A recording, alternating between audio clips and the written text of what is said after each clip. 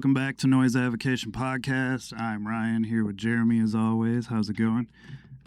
Today we have Aaron and David from Skinsuit Communications and Season to Risk, and I'm sure I'm missing some bands to plug here, but that's why we're interviewing, so we'll get into that.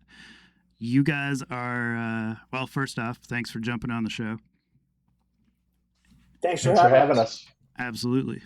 So for Record Store Day this year, and this is cool to me since we do this in the back of our record store, you guys are putting out this Drum Corps record, which, looking through the list, I just caught my eye based just off strictly the name, to be honest with you, and then I didn't know much about it.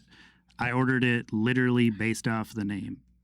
We looked up on the Record Store Day website, looked at the picture of it, and I was like, shit, it looks cool. We're ordering it. It's pretty limited, right? Like, it looked like they're only doing like 500 or 600 copies or something for Record Store Day. This first printing is like 700, yeah. But that's such cool feedback to hear from a record store because, you know, the name was definitely intended to catch the eye of, you know, underground people.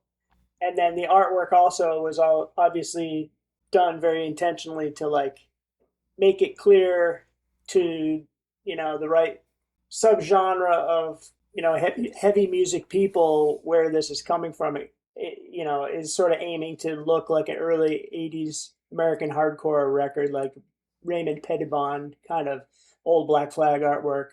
Yeah. But it was done actually by Abe Brennan, who's the guitarist of Dead Pioneers, and he used to sing with Wretch Like Me. He also plays in Joy Subtraction out of Colorado. Joy Subtraction. That's obviously a Joy Division play, I'm assuming. Yeah, and the artwork just came out great. I'm stoked with the way it worked out. It kind of just says it all in one. It's a record of protest drumming with protest chants from mostly Boston in 2025. I started in January last year, actually. As soon as the election happened, I had the name in my head for a while and realized what it should be. And I played drums with Season to Risk out of Kansas City, Missouri. Yeah, we got the record over there. Yep, that one is still kicking around from 1995. And Aaron, I saw on tour last year, I don't know, April, and Aaron runs Skinsuit Communications, a record label out of Omaha, Nebraska. Bud. We're all from the boonies here.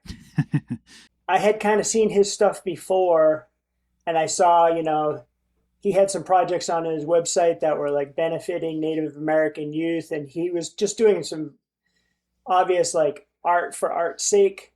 And we struck up a conversation that day, and I told him of this idea that it was basically barely an idea in my head at the time. Like, I'm going to make this record. We chatted about it. And a while after that, I realized, you know what? He's so like-minded because you guys are up in the mitten way up north. You got to kind of make your own fun up there. Yeah, definitely. And you guys have done something really cool with a record store, and you got a podcast back in the building. Imagine the Freemason forefathers could never imagine what you're doing back there. It's the same. Aaron makes art because he wants and needs to, and I'm the same way. It's almost compulsive, it's cathartic, and it's just a way to like do something meaningful with your life when you live somewhere there's like not a lot of subculture. I'm out in the middle of the woods here right now. So anyway, that was my long introduction to Aaron. He ended up being a perfect partner for this thing. We're really like-minded, and he's an artist and has a ton of other projects going on, like this Volunteer record you got in front there. That's kind of how we met, because the singer for Season to Risk, Steve Tulipana, he is the vocalist for Violent Tear as well. Yeah, I played that record a few times. I got this package of Volunteer and Drum Corps, and we already had the Season to Risk record from Record Store Day kicking around. I got the package on Tuesday or Wednesday, I believe, which thank you guys for sending that out. But I played the Drum Corps record, checked it out, checked this out, and there's like a little press kit file inside of there, like explaining the band. And it's not often you hear a band with two bass players, so I thought that was really cool, which gives it a really cool, unique, like clangy, like heavy fucking bass sound. So I like that. That was really fun to listen to. And that was another band that I didn't know nothing about, so it's cool. Like I like getting all these introductory pieces from you guys. But That's as far as definitely the. Drum Corps goes, I don't mean to cut you off, but No, you're good. you said this is like a protest record. So explain sort of like what it is, because there's drumming, there's chanting. There's names on here that are like, I don't remember where I seen it at, but I thought I seen like Billy Idol written on there somewhere or Yeah. something like that. Yeah, so So I have it right here actually. okay. Yeah, it's just like I initially started talking to some of these drummers that I was seeing on tour last year, like Jason Gherkin, who drums with Shiner, and Noah Ledger, who plays with Fax out of Chicago, and Ian Prince out of Minneapolis, who's in the thick of it right now, and said, "Hey, I'm making this record.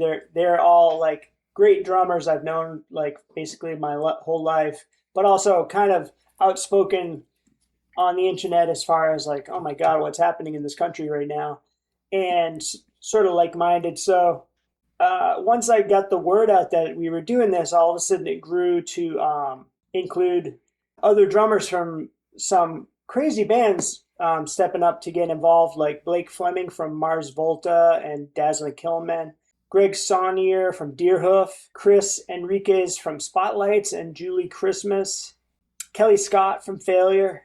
Yeah, Eric Eldenius is the drummer from Billy Idol. Total badass. Okay. That's where I was like, because some of the names I seen, I was like, well, Billy Idol's not on here, but what's the connection there?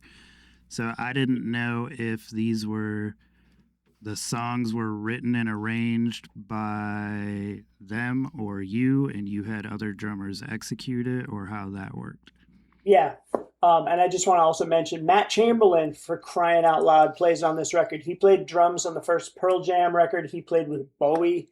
He was in the Saturday Night Live band for a few years. Modern drummer. He's like the Reader's Choice Award basically every year. So It's just like a sick group of drummers who stepped up to get involved with this thing. And yeah, so I took chants from protests that were happening mostly in Boston, some I saw on the internet, sampled them and looped them. I recorded drums here myself at a recording studio, and then sent rough mixes out to these drummers, and they all did their own performance along with it. So it's like a drummer duet. And sometimes there's more than two.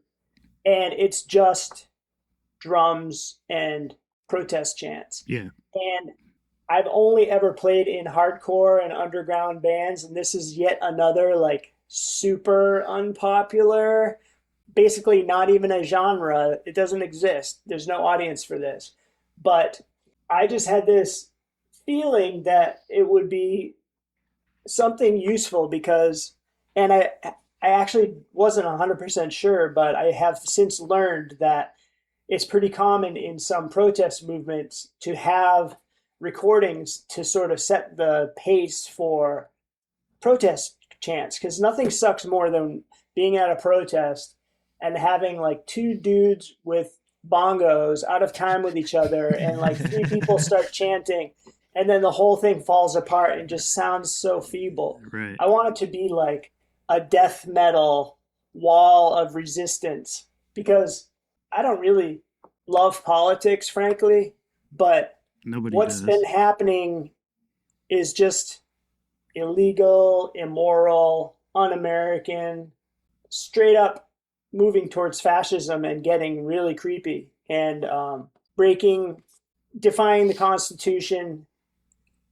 Everything about it is just going in a direction that feels wrong. And it's a civic duty and privilege to be able to speak up and do something about it. And my hope is this is just a weird record in the future that is an archive of a brief, dark time in American history and not like the beginning of a long, Yeah. epic series of And it's dystopian your nightmare soundtrack. right. It's your stance against it, basically, to sum it up. And I mean, I it's like not that even mine idea. because I'm sampling really popular chants that break out. So, Right. everything from the people united will never be defeated and like tax the motherfucking rich, which are, they're common chants that happen across the country spontaneously all over the place. Try to keep it more on the positive side, but there's also like no ICE, no KKK, no fascist USA. That unfortunately has become popular because of what's going on. Unfortunately, that chant and you just replace the words, is kind of like a classic protest. You just replace ICE with whatever you need to, or you know what I'm saying? So yeah, and they're rhythmic. Right. Mhm. I get stuff stuck in my head on a daily basis. I wake up with words looping in my head. I wake up with whole songs that loop for days, and these chants are the same. It just like was the whole thing was looping in my mind, and it got to the point where I was like, I need to do this and get it out of my brain. And I felt like it would be useful. And since we did this, we started releasing some of the extended tracks. Some people have downloaded the tracks and used them in like the No Kings protest last year, and there's another one coming up March 28th. In other live protest events, blasting it through a PA and then getting live drummers to play along, and then getting like a tsunami of a unified crowd going on. It'd be It cool to sounds get epic when the you get. back cover on the record. I like how it's people marching, and what you were just explaining is kind of what that looks like to me. Would be cool if that could happen. Yeah. At the same time, I don't expect everyone to share the same politics, but we do share the same country. We should all want it to not go down in flames. And right now, it's kind of like Yeah, left, 60 right, or center. 40. Nobody wants it to suck. Yeah. Yeah, Yeah, I right. mean, whatever anybody agrees on, I think everybody should at least agree on that. Exactly. And, First Amendment, this is that. Second Amendment, we just saw what happens there. That's getting real sketchy real fast. All the other amendments, equally up for grabs. So it's just not a good situation. So, as far as making a record and getting it put out for Record Store Day, what does that entail? Do you guys submit it to them and they kind of choose it, or is it like a pay to play type of thing, or what? Because we It interviewed is. one other label before that had some Record Store Day releases, but we didn't get a chance to really get into it too much because it was still kind of early in the works, so he couldn't really say much. Yeah, I'll let Aaron answer in detail because he's actually the one dealing with them. But for my side of it, it was just working on the music, getting it done, getting the mixes done, and kind of aiming to release it in the fall last year. But as Aaron and I were talking, we were like, let's try to pitch it to Record Store Day and see if they go for it. And he landed a distributor out of that deal. And then they Okay. did pick it up. And then they go, I think we can sell 3 copies. And then you print the record. In this case, they were like 700. And we printed more than that in different vinyl variants, but that's top secret. And then, you hope that when the day comes, everything that you printed is what they order. But sometimes I've worked with other labels like that Season of Risk record right there. Spartan Records went out on a limb and printed 2,000 units of that based on what Record Store Day were asking for. Right. Okay. And then they ordered less and he got stuck with it. Ah, Which okay. is So really not cool. It's kind of a gap in their system, and yeah. it screws the record labels who, shell out the bucks to try to do something cool. But Aaron actually dealt with I setting never this knew thing up. that. Really, Yeah, that's I didn't know that that's they crazy.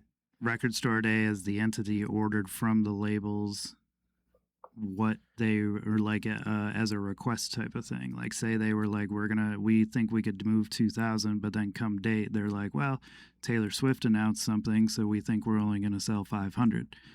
I didn't know that's how that works. Yeah, So that's some dick interesting. move stuff right there. Yeah, it's we kind of I'd like to say that it was well calculated and it was an absolute plan for us to using our knowledge and our experience, but we kind of got lucky with this one. Um, there is a gentleman in Minneapolis named Steven, and he had a part. He runs In It Records, a record label, and they put out a couple record store days ago. They put out the Season to Risk 1-800 Meltdown album, and I got to know Steven because back in the early days of Skinsuit, um, I was recording a bunch of hardcore and punk and ska and metal bands, and that was like late '90s, early 2000s. And when I think I was out in Minneapolis for a Season to Risk show, and Steven was there. I believe David or Steve Tulipana from Season to Risk introduced me to him, and then we got to talking, and it turns out that right now he's putting out a bunch of those screamo and hardcore bands and stuff nowadays, and they all came from bands. There's a bunch of them, not all of them, but a lot of them came from bands that I had recorded in like their very first couple bands. So we had that connection, and then when this album came to fruition and we decided what we were going to do with it, we reached out to Steven, and he put us in touch with the distributor that he goes through, and that's MVD Music Video Group, or MVD Distribution Group. Yeah, that's the postcard thing I was talking about earlier. That's the postcard, yeah. Yeah. And it took a while. We submitted it. We were going to go through them for distribution anyway, but they submitted it, and then Record Store Day accepted it, and they said we want to do 600 copies, and then they said we want an extra 100 copies for overseas international orders. So that's kind of where the Record Store Day quantity of 550, I think, is what they have listed on the because Record Store Day it says site. 550, but it also there's like a regional focus on there as well. Right.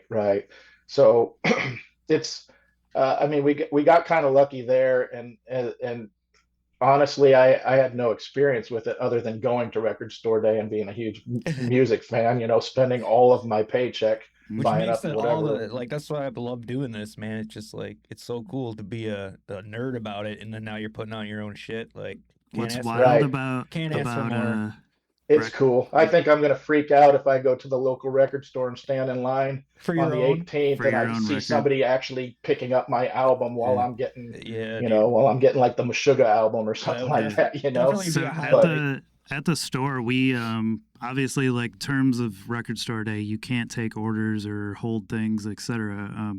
But I always allow people to suggest things that they're looking for, because then if I'm like, okay, like, I got asked 10 times for this, I got to make sure I got 20, 30 of them to kind of, it gives you like a feel for what you're going to have in store. And there were, I believe, 3 or 4 people here who asked for Drum Corps specifically. That's awesome. And that's amazing. And Yeah, we live in a pretty small area, and like for Record Store Day, so I was always familiar with it, but I had never actually been to one because we had, up until our store doing it, we never had it here. So the first Record Store Day that I was ever at was the one that I put on for the store.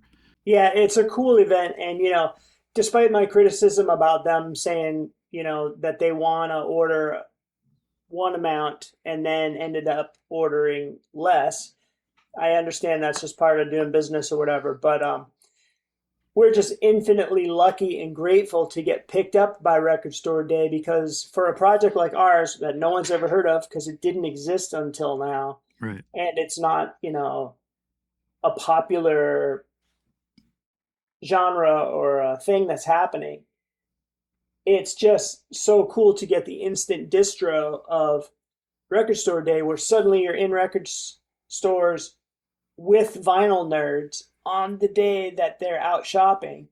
And, then the trick is to just catch their eye and also do stuff like this, which we've been doing. Like I've been putting stuff out online and kind of trying to get the word out so anyone gives a damn about the record. Because our ultimate goal here is we're not trying to profit off of this. We're just trying to do something interesting and take the proceeds and make a donation to the ACLU so they can defend democracy and uphold the rule of law. And just, this is a whole like break even effort. And then, I got volume 2 in my head already. I'm dying to get working on the next record. I have a bunch of drummers lined up. Some of the drummers who have stepped up to do this thing have blown my mind. Like the drummer for Paul McCartney contacted me. Wow, dude. I was like, what? But then Prank caller. yeah, but then he had to back out because he realized his wife's visa was coming up, and he's like, I don't know if I want to be on that list. And a couple of other big names too that I won't name had similar things. They were like, oh, my wife's green card or such and such, which is fully illegal. Right. And Blackmail. absolutely un-American that they should have to worry about that, but that's where we are. Yeah, that's the reality. And that's why we're doing this. But some of them had to bail for that reason, and I totally get it. I'm sure I'm on all the lists. Well, what's cool is, like you've already said, it's like you have a non-genre thing, and to get the exposure, like I wouldn't even know you guys if it wasn't for this Record Store Day thing, to be honest. So to get the exposure and then have other drummers hear it, I think your phone would be blowing up to get on the next one. You know what I mean? Yeah, people always, when something's not new anymore, I hear people say stuff about Record Store Day like, oh, it jumped the shark, it went corporate, it sold out. But you know what? We could not be any more indie and underground and DIY than what we're doing with this project. It's just me and Aaron and our willpower to make this thing exist. And Record Store Day is completely badass for doing this. It's so cool that this exists. Yeah, and I think there's always going to be people that have something to say about things. Like there's always going to be the people that were like, well, I was there when there was only 10 people in line or whatever, and like, or they'll have it just turned into Taylor Swift Day or like stuff like that. And yeah, I mean, she does like highlight a lot of the days, but it brings people out that normally wouldn't come out. And they have their staple releases, like Grateful Dead is almost always on there. There's always a Doors release. Doors. There's always like some sort of Beatles solo, like Paul McCartney, George Harrison, John Lennon. Somebody is from the Beatles is always on there.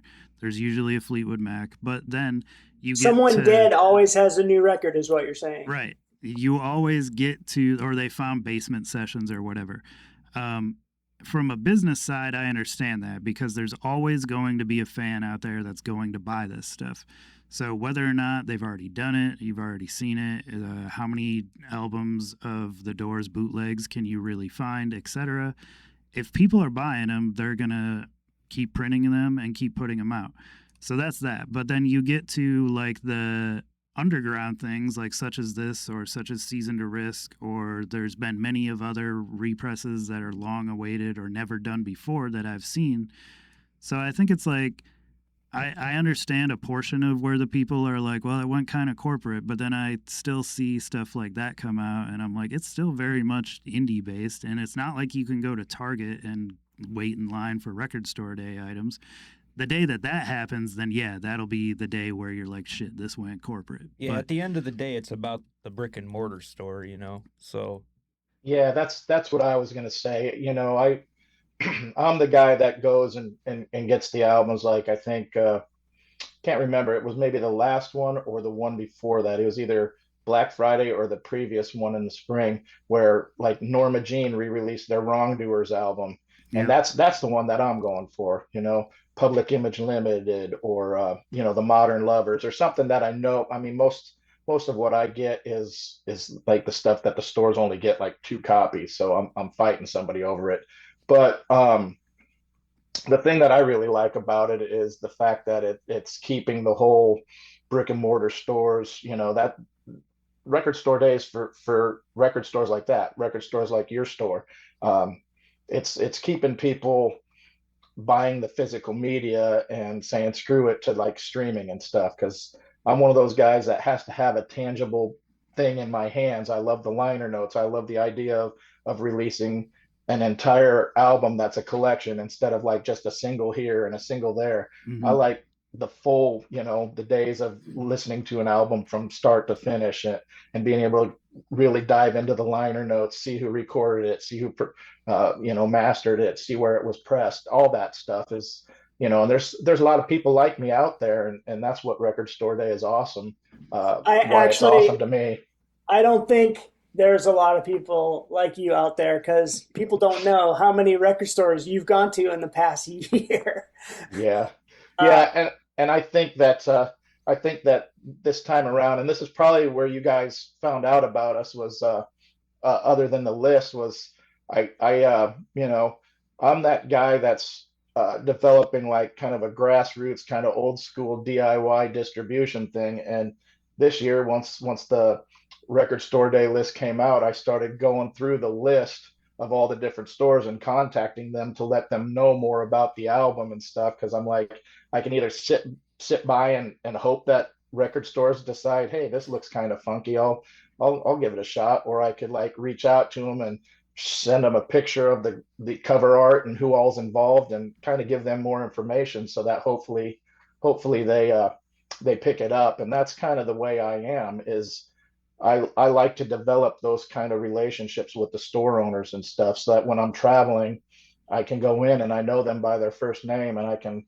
give them stickers to hand out to their patrons, and like give them promotional materials and stuff. So whenever I go through town, I stop in and I get to talk to them and everything. To me, that's what I love the most about the record stores, is going out there and meeting the people that are actually still as big of music fans as I am, that are just doing it for the love of it. And you develop those relationships, and you just keep in touch. Yeah. Yeah, that's yeah, actually that's like how we got this arranged, was because you commented on the store's page and like said, like you said, kind of highlighted the release. And I at that point I was like, well, shit, I already ordered like a handful of copies for the store, but since we had this in the back, I was like, it'd be cool to have you guys on to talk about it and further elaborate rather than just comment on the release. yeah. Absolutely. I mean, there's a lot of people who love vinyl and are psyched to support brick and mortar stores and keep the whole industry happening. And I don't think it's a fad. I think this is just people. There was a brief period where record stores were closing and vinyl was dying and music was in the cloud. And then everyone was like, well, this sucks. And so the backlash is that record stores have made a comeback and vinyl has made a comeback. And all of a sudden we're selling cassettes and friggin' 8 tracks and lathe cuts.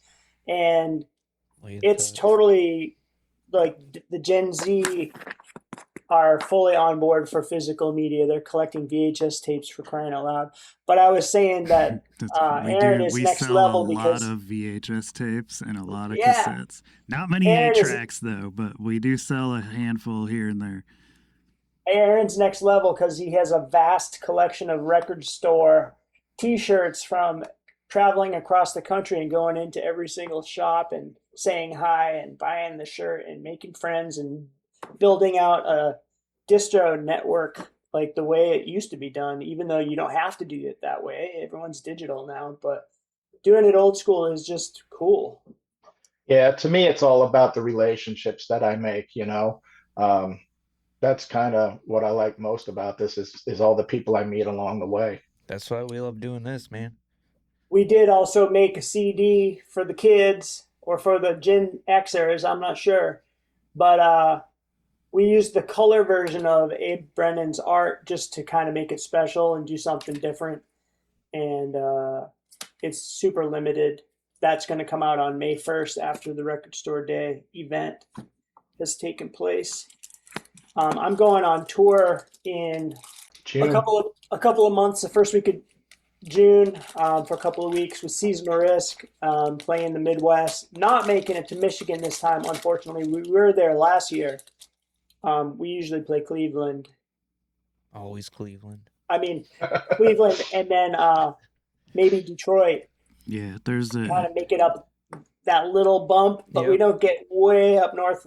We did get up there on a Canadian tour, but never quite made it up to your area. Nah, But we always just drive nobody. the 4 I hours was gonna down. say nobody does, and we always just travel to Detroit. So yeah, Detroit used to be great for us, but it's been a little while.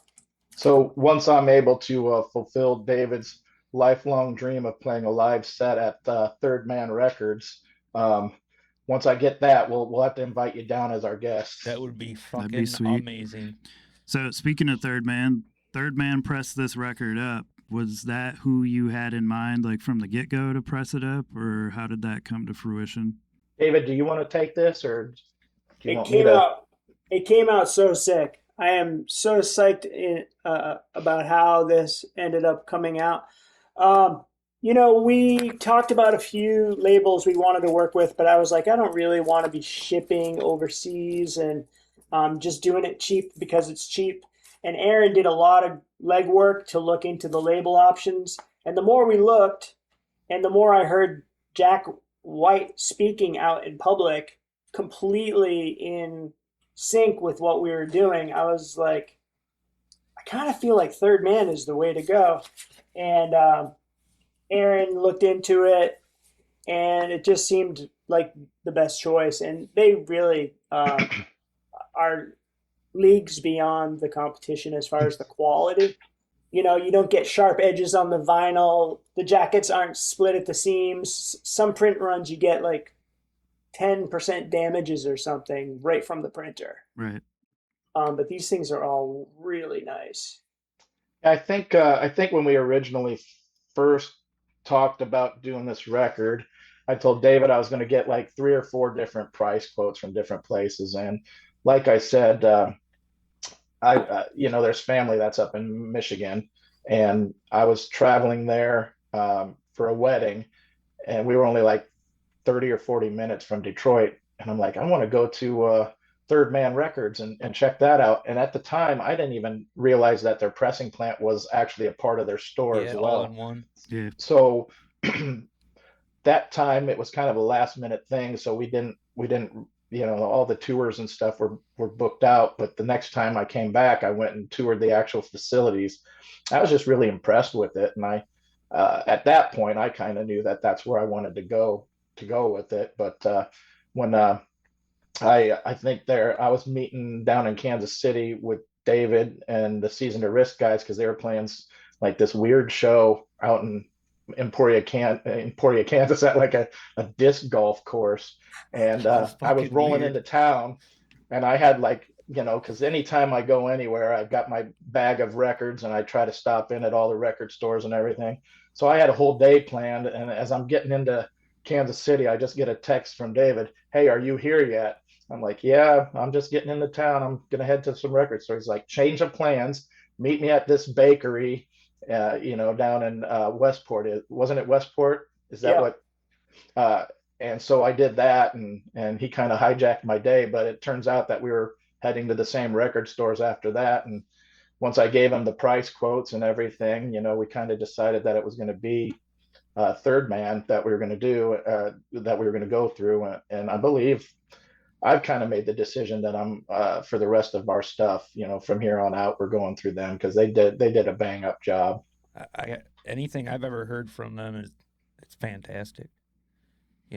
Their pressings and Yeah, they're they're always good. I mean, they're there's always high never, quality jackets. The records are done well. and We actually he's a music fan, so it's you like can't see it on camera, but above this poster right here, there's a handwritten letter from Third Man to the record store. That we had a huge like vault collection, like for their Third Man vault come in, and I posted it online. And then like a few days later in the mail, we got this package that was like There was like a 45 set of 7 inches for Oh yeah, Sign of the Times. Prince Sign of the Times. that There was was cool. Yeah. like a Dave Chappelle's, like one of his records in there. There was a Stooges Live at Goose Lake record. There was some White Stripes Legos and like all those. There was all these things. And there was this letter that was basically like saluting the store, saying like great work and keep it up. And like that's the only, I mean, I've worked with plenty of independent labels here, but that's the only one that's done like above and beyond like that. So Yeah. I thought that was awesome. Those guys are excellent. I love the stores. I had gone down to the one in Nashville a year or so prior to going to the one in Detroit, and the only gripe I have about it, and it's not really a negative thing, is that I go in there as a musician and as a music fan, and then I end up leaving there with like $1,000 worth of guitar pedals and records Yeah. too. So, but they're doing some really cool stuff. I think the last time I was out there, I picked up some of the Melvins reissues and stuff on vinyl, and then I've gotten some Neil Young stuff. I mean, they just put out all kinds of stuff that's just really, really cool. Yeah, there's no like limit to what they're doing. Like I have a friend that does dungeon synth music, and he had his records pressed at Third Man also. You go into the bathroom. All right. But anyway, like my friend of mine, he runs a label called Barrow Horde Records, and he does all like dungeon synth sort of. He had like a few metal projects, but I think they were associated differently. But he's got I don't know, 8 or 9 bands on there, and he's out of Ann Arbor, and he has Third Man press up all his stuff, and they've all done an excellent job too. And at one point I got a hold of Jack White's publicist, and we were trying to get him on here. And we didn't get a no. We just got like he's not doing interviews at this time. So hopefully someday in the future we could get Jack White on here, because I think it would be cool with the Michigan tied into a record store type of thing. And since we Right. distribute Third Man, like Jack White's I love what he does. I love the way he like approaches business and everything, how he keeps it like in-house. I loved when he put out that No Name record, and he just kind of was like giving them away. And then when he seen people were like reselling them for $900 or something a couple days later, he like made a video of him running them all through a bandsaw and was like, "This is not what these are for." And I didn't hear that story. Yeah, it was cool because the No Name record that he randomly came out with, it came out as a test pressing at first, and it was just a surprise drop. There was no media about it. It just, here's this record, it came out, and I think it was exclusive just to the Third Man stores. And then they were online like for like $800-900 after that. And then a few days after that, I seen him running a bunch of them through a bandsaw, and then he repressed it. He repressed them like as a widespread release for the stores. That rules. Yeah, same thing. I've always liked his stuff, but more and more as he's gotten older, especially I've started to see, he's like just so down to earth and genuine. And yeah, it's sort of like that Midwest thing though too. There's not a lot of huge artists that come out of the Midwest, but when they do, there's just a quality of like being more genuine and down to earth that you don't see that often. Yeah, there isn't like that whole like Hollywood mentality where they were like, "Fuck you, I'm from LA." Like, there's no like chip on your shoulder already. So it's cool to see. Like, I love the way he does business. Yeah, we did hear that he got his hand on a copy of the vinyl when it was getting pressed, which is what I was hoping would happen. Awesome. Maybe he'll catch wind of this, and then he'll be like, maybe I am doing interviews now.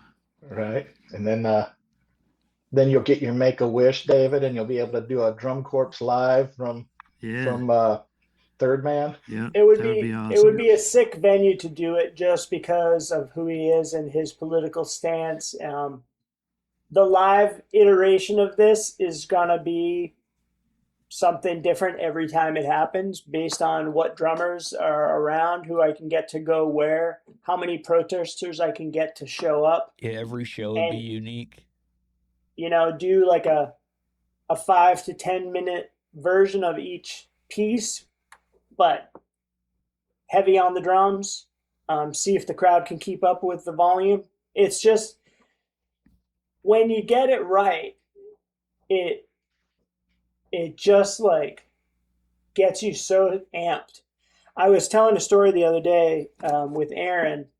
I was in Boston a couple of years ago on New Year's Eve, and there was this big collection of the fife and drums, the Minutemen groups, drummers from like 10 years old to like 80-year-old. And these were drum groups from all over Massachusetts who had gathered together to do this big march for the for New Year's. And I was exhausted. By the time they showed up, it was like 10:30 at night or something, and we had been out all day, and it was like I was fading fast. And when the drums and fife showed it up, I felt like I had drank a gallon of espresso, and I could like march for 9 more hours because it just gets you so amped. And we marched around the Boston Common and went to the State House, and they did the national anthem and all kinds of stuff, and then fireworks. And that actually was really motivating and got me really fired up about doing this. And it was only a couple years later that I was like, wait a minute, I know what we should do. And so there are on several tracks like that kind of old school marching snare Yeah. in some spots just to like do the obvious callback to where this all comes from. It is an American tradition in a way. Yeah, I mean they had snare players in like the Revolutionary War and stuff, so it's not like it's a new tradition. Yeah, it just when you hear a group of drummers, and I don't know if you ever have because it's not that common, but if you get it right, it gets you really hyped. Yeah. Well, I would think like almost like a marching band type of thing too, where you have all these different people taking care of their own pieces, building one like, giant collection of this huge sound. Yeah, completely. Yeah, so that's what we're going for. And, ever since this initial thing was finally done, because I overdid it, it's like, it's going to be 10 songs, but I'm also going to do remixes of all 10 songs plus an extra song. So all of a sudden it's 21 songs, and some of them are 15 minutes long. And why the hell am I doing this to myself? Jesus. But once we get it done and just like a big iteration of the first idea, now I'm thinking about like all these other things, all the potential that could come out of this. We have all these badass drum tracks. They could be remixed. We could do a track with give the drums to a band and let the guitar and vocals and bass make a song out of it with the chant in mind. There's all kinds of directions that this can go beyond just this initial record. I guess the thing that we also need to mention, I think David talked about it a little bit earlier, is pretty much all of the songs on the record. Originally, those started as 15 or 20-minute mixes specifically for use. Like people could go to Bandcamp, and if they were organizing like a protest event, they could download like the 20-minute version and play that over a PA or a loudspeaker at a protest. I mean, that's kind of the whole idea where this thing came from, was that to be used in that sort of scenario where you're using it as a protest magnifier, a peaceful protest magnifier. And then the album came from after that. David had like 4 or 5 minute mixes done of each of the tracks, so that we could put it out in album form and try to make it musical enough that people can listen to it and not just be like, mind-numbing repetition. It reminds me of some industrial music that I grew up listening to. It reminds me of some like political early rap music, like Consolidated, band out of San Francisco that was political and heavy on beats. But there's a lot more that we're going to do for sure. But like I said, hopefully the situation in America will be, and now the World War III will be better soon, and we won't be making like increasingly dark nightmare soundtracks. We'll be like doing a cover rendition of Celebration by Kool and the Gang or whatever. Yeah. So outside of the Drum Corps record, Aaron, I want to get into a little bit of Skinsuit Communications. Like, when did you start that, and how long has that been around for? Back in the day, like 1996, 1997, shortly out of high school, in college, I was just really involved in the music scene in Omaha, Nebraska. And I decided, I'm gonna just start recording bands because there's lots of, back then, I think it's changed a lot now because anybody can have like a home studio, and it makes it a lot easier for bands to have access to quality recording equipment, because anybody can just go to like, go online and order up decent microphones or anything like that. But back then there was a really awesome uh, punk and hardcore and metal scene in Omaha. And I just had the idea that I wanted to start up something where I could actually record all these bands and give them an avenue of being able to get their music out and make it as inexpensive as possible. So I think I started in like 1997.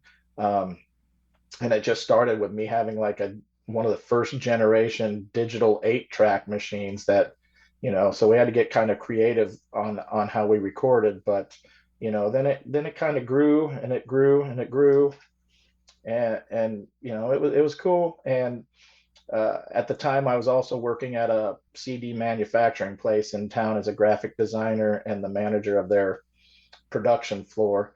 So I had access to get CD packages done at a fairly inexpensive price.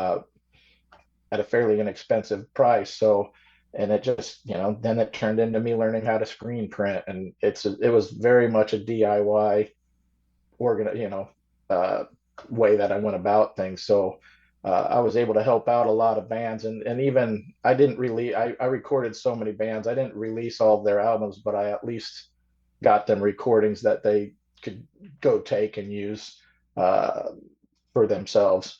And then, life happened. I got married, had a family, and then got divorced and all that stuff. So it kind of laid dormant for a while I was being a single dad and raising my boys. So then a few years back, it resurrected with the Violent Tear album because I've been really good friends with Randy from Violent Tear over the years through our bands that I've played in. And then he's booked a couple clubs that we played at a bunch, and we just always had a really good friendship and a relationship. So um, it was those guys that got me out of retirement, and I'm like, you know what, my youngest son, he's in college now, and I'm like, man, I'm finding that I have a lot more free time than I used to have. So Right. it kind of resurrected with that. Only, like in the early 2000s, there wasn't a whole lot of records being put out. That was the age of the CDs. So and even back then, that was just when like streaming had just started. So jumping back into it, I had to kind of decide what I wanted to do, and vinyl was the cool thing happening.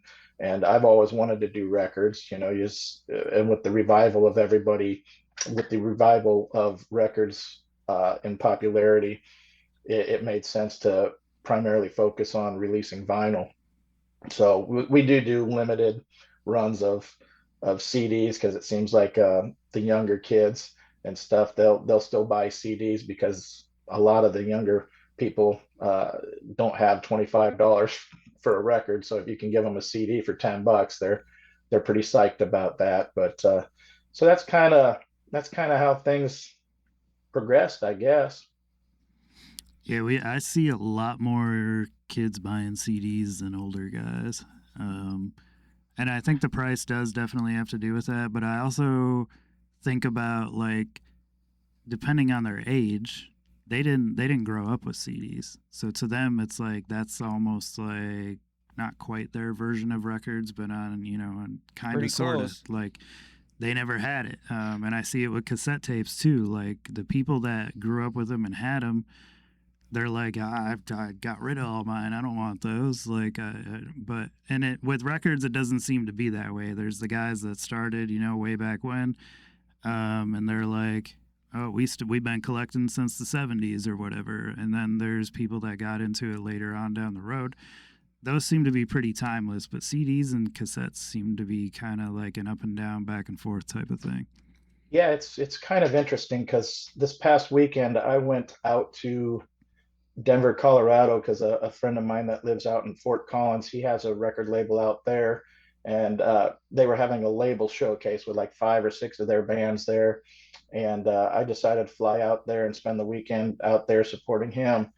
And I was helping him set up his merch table, and every single one of those bands had cassette versions of their stuff and CDs, and I'm like, I never even thought about. They had, I think David touched on it earlier, 8 tracks. They had some 8 tracks Hmm. made of Yeah, their I've seen stuff, I've Yeah, seen I've some seen and he them in bands was do eight promo. tracks. Yeah. Yeah. Um, that's crazy, but I and see now every and this is underground music, man. They put out a record, they put out a tape, and they put out a CD. I mean, that's just yeah, like almost standard now. I know that seeing some of the noise rock bands and stuff that come through Omaha on tour, they all have CDs. So and even the drummer for Violent Tear, Nathan, he's like, I only buy CDs because it's what I have. I have a CD player. I got these when we ordered these Drum Corps CDs, and they first showed up. I'm like, oh crap, I better find out what they sound like. And then I literally, I was hooking up my old Xbox, I was hooking up the PlayStation. I'm like, I don't have anything to play the CD.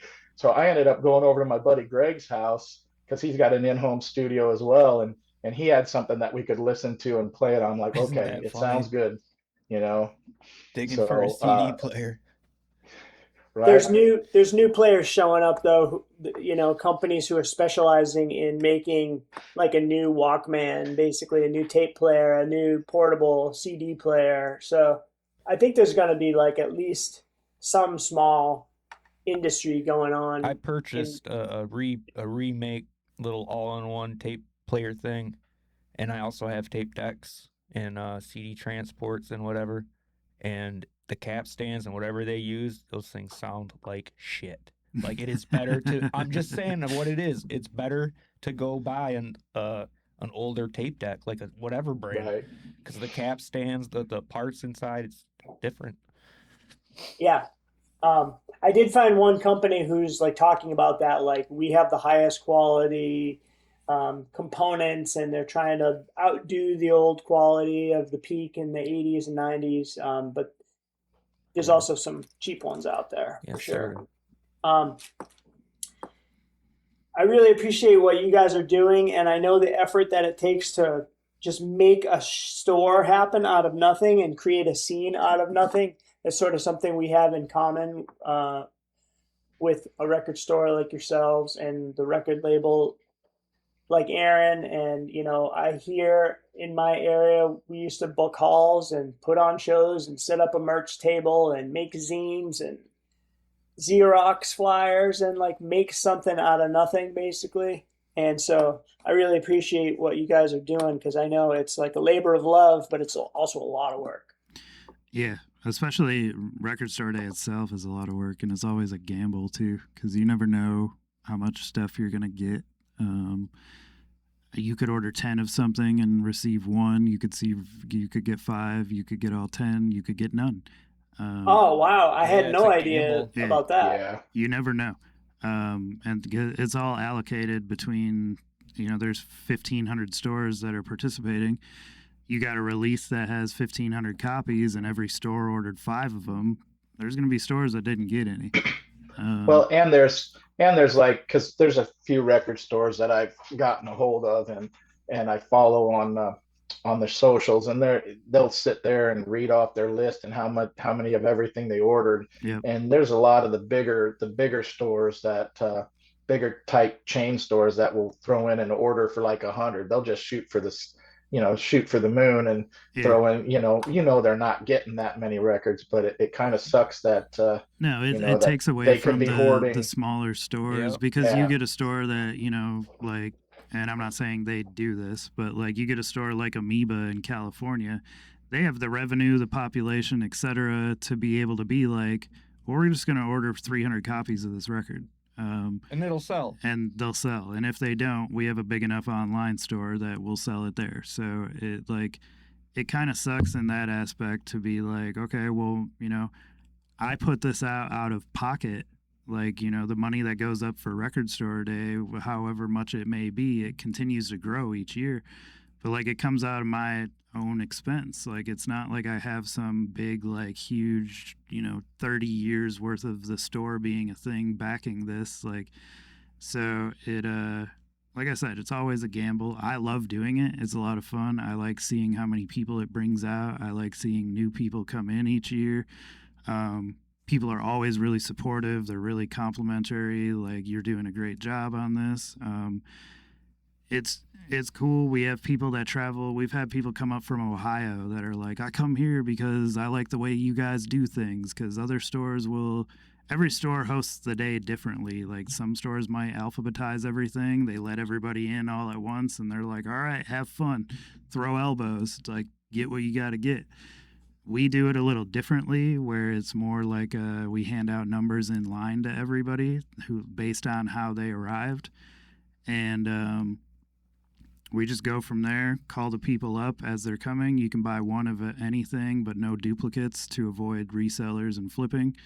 And everybody tends to usually get what they want as long as there's sufficient quantity for it. But and that was something that I kind of adapted like through trial and error, because I did do the just put everything out one time. Yeah, and the first time that shit was insane. It was dude. nuts. Like we had it People all out on this climbing one over. shelf, Oh, and there was man. people like reaching, grabbing Yeah, it was anything and nuts. everything. The whole shelf was gone in like Yeah, a like minute. they didn't even know what they were grabbing. They were just Yes. like, I'm gonna grab this and see, Yeah. oh, I wanted this So one. each time It we was kind like of the adapt Black Friday. different. Yeah, it was Yeah. Black Friday. Like where Black people, Friday Yeah. or doorbusters. Yep, you got Yeah. somebody holding on to one end and the other one's yanking it out of your hand, and I was like, oh shit, we got to change this. Like, can't do that again.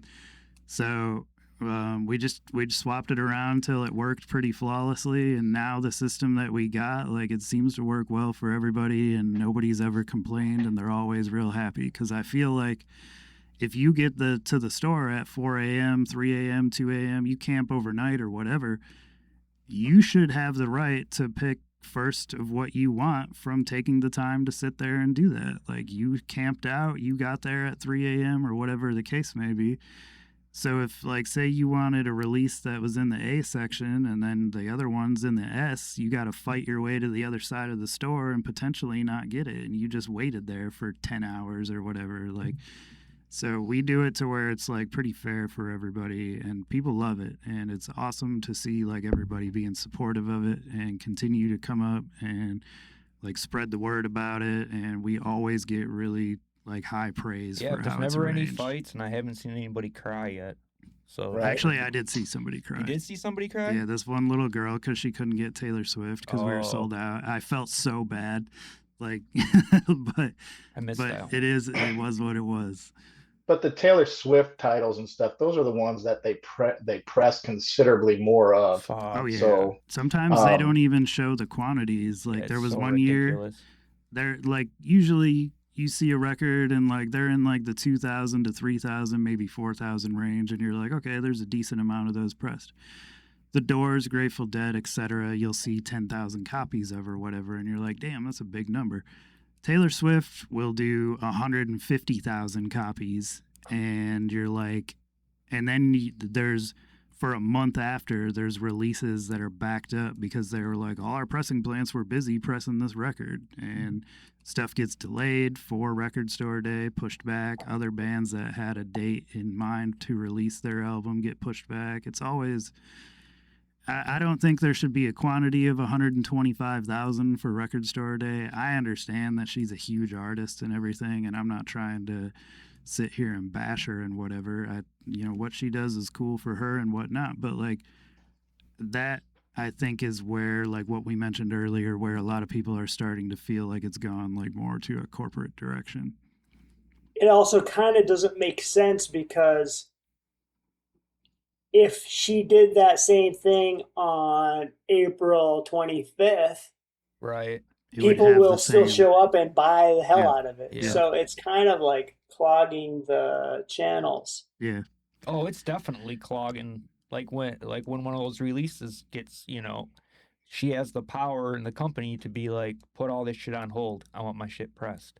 And th- I and mean, then I seen you seen know, her delay the Beatles at one yeah. point, I mean that's and I was insane. like, "Damn, that's some pull right Yeah. there." Because Yeah, that's like I work in publishing, and it's like when the Harry Potter book came out. All of a sudden, nobody could get their books published because every printer on the planet was Pumping Harry. publishing the Harry Potter Yeah, book, I yeah, believe I that. could and see like that. every book went out of print. That's crazy. Yeah, I Yeah, never thought about that with books too. Yeah, it'd be the same scenario. yeah, but I mean, she should just start her own day, like I know, Swift but or Saturday I think in there should May. truthfully be her own plant to like handle the volume of releases that she has. Because again, I'm not bashing her. I think it's great that she's moving physical media that way. And I understand Record Store Day picking up her releases. I'm not throwing shade to anybody involved, but I think subletting it to 20 different plants to pick up the slack is like, okay, why not just make her own and have that to carry that volume? Like at this rate, she's moving enough copies of things where it's justifiable. It's Because also, she, the people who are deep vinyl nerds, it does kind of change the vibe of the event when those huge corporate entities, and especially if it's like a new Doors and Grateful Dead album every year, it's like the punks and hardcore and metal dudes and fans are like, all right, what is happening here? Like, where's the list of records that I want? Yeah, That mean in municipal waste that was only 1,000. I think that was 1,000. Yeah, that usually was sick. anything, and even like Aaron earlier, you mentioned Meshuggah. I think both of the ones that are coming out are only 1,000 copies. yeah, Yeah, I mean, it's really cool to be able to do something limited in this way too, because the goal is, you want to sell it out and have a first pressing that's kind of rare. Yeah.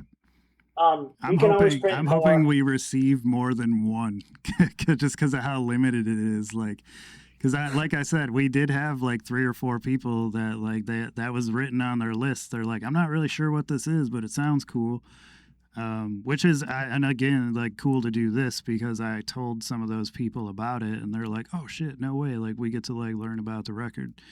But yeah, like I think I want to say I ordered 6 of them or 7 of them or something.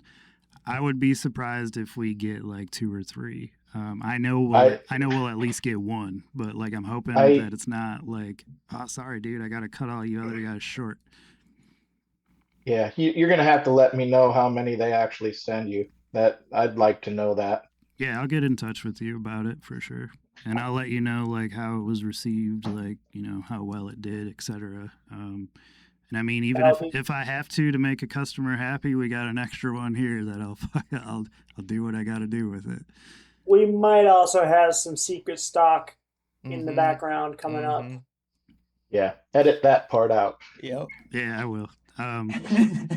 But before we get to wrapping this up, we do have one question that we always ask guests on the show. Before I get to that question, first off, we really appreciate you guys taking the time to sit here, talk to us about the record, talk to us about the label. I love going into things kind of blind like this, where like everything's very informational instead of being like I'm an expert on this, and it makes it like the information we receive a little more exciting. So thank you guys for taking the time to do that, sitting to talk to us. We really appreciate it. For sending this stuff in advance, we really appreciate that as well. Hopefully, Aaron, you said you travel around a lot. Hopefully, you are able to make it up here. If you are, reach out to me ahead of time so I can make sure that I'm here, or both of us are here, etc. Because I'm not always up front. I'm kind of the guy behind the scenes here making everything happen. And my partner here is more the friendly face of the store, so to speak. But again, we really appreciate it. And before I get to the question, is there anything you guys would like to say before I ask this?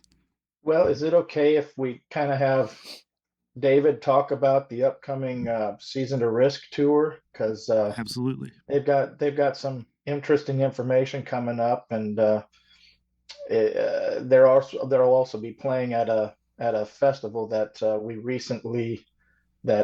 Skinsuit recently became a first-time sponsor of. So I'd really like for David to be able to kind of talk about the Season to Risk tour. Yeah, just briefly, thank you guys for having us. Thank you for ordering our record. I hope you get more than one. We'll definitely hook you up with more if you need them. Thank you for carrying the Season of Risk record. That was, right when I joined the band in late 1994 in Kansas City, Missouri. I'm from the Boston area. They had finished that record, and I went on tour for like 2 years playing those songs. And then we got dropped from Columbia because there was no reason for us to ever have been on Columbia Records. That Made is no sense at all, dude. Damn. but they didn't know what they were doing. They were like, "Are you the next Nirvana?" No, you're not. Okay. But it was great because we had some we had some support and a lot of press for the album. And so, like, you were label some, mates with Bruce Springsteen at one time. what's that? You were label mates with Bruce Springsteen at one time. Yeah. That's I'd be proud to say that. And you waited till the end of the show to bring that Yeah, up? dude. Damn. Completely insane. It's true. Another artist who's been speaking out lately, by the way, Bruce Springsteen.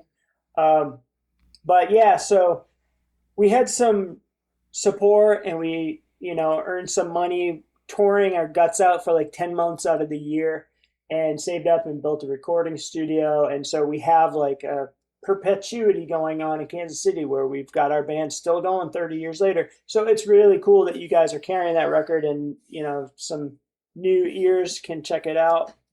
And we put out records since then, of course. But yeah, we are going on tour again. We just toured a few times last year, and we're going to play this big festival in Minneapolis called Caterwaul, which is like a noise festival, 3 days. Aaron's going to meet us up there, and then we're going on tour for a while through the Midwest, not making it your way, unfortunately. We're only getting as close as Chicago this time. But anyone who's interested, you can find that on season2risk.info. Anyone who's interested in supporting the Drum Corps record, thank you so much. And you can find that on Bandcamp, and we're on Instagram and YouTube. I would appreciate anyone connecting on there. We'll put links to all that in the episode description, so anybody can just go click right off to it. Cool, thanks. But I didn't cut you off, did I? No, I was going to say, Okay. I was getting to the question. So at the end of every episode, we always ask people this, and this is more of a curiosity thing, it's not to be meant to be taken as like a guilty pleasure thing. Because as music fans, both Jeremy and I listen to a bit of everything. And you get people that say that, and a bit of everything to them is everything from 1975 to 1985. But when I say it, I mean legitimately a bit of everything. So outside of generally the more DIY, indie, punk rock, hardcore, metal stuff that you guys play and are associated with, what are something that you listen to that people would not expect you to listen to? Sure, I'll go first. I listen to binaural beats, like a YouTube channel and app called Meditative Mind. And they make these tracks that are like 8 or 9 or 11 hours long. And it's a frequency that entrains your brain waves to like set you in a specific mood. Like it can make you calm, or it can make you go to sleep, or it can make you amped or whatever. I really like a comp of bebop that I ran across recently, which is this weird era in jazz where it was right after all the jazz classics were happening, and then the musicians would go to clubs at night and write their own stuff. Mm. And there's like this brief era of bebop that is just like this very cool type of jazz that I really like. I like everything from like classical music, like Oliver Messiaen and Xenakis, like sort of abrasive, to like full on noise, harsh noise stuff. I have some of that. I love Torch, the band Torch. That's like my play that at my funeral. I love Edgar Winter Frankenstein. Once a year, I will watch the complete live performance of Edgar Winter Frankenstein because that is just. I heard that when I was like 5 or 6 years old, like in the back of a Volkswagen. Mm. The entire thing with the synthesizer meltdown and everything. Mhm. And ever since then, songs have been kind of a letdown. Right, Like right, I'm always waiting for an insane synthesizer The bar meltdown got and for put the too song to high. go on for 11 minutes. Never happens. Anyway, that's my short list. There's so much more. What about you, Aaron? I'd say the first one that popped in my mind, and I actually found out about this artist way back in the day because I heard that Page Hamilton from Helmet played on this album. And it's an artist, and he does like kind of a folky, kind of jazzy type.